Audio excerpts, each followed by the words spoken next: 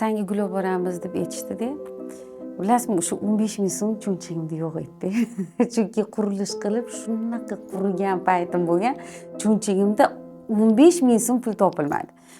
Keyin hammaga gulli kelishni boshladi va menga gul kelmay qoldi. Men aytaman, 15 ming so'm qarz olib bersam bo'lar ekan-ku, menga ham gul kelardi dedim. Lekin menga shunaqa katta bir ishonch va menga shunaqa katta bir omad keldi.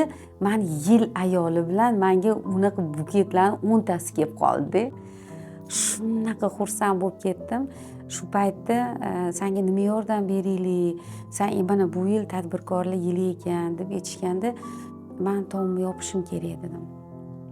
Chunki tomimni yopishimga bir tiyin pulim yo'q.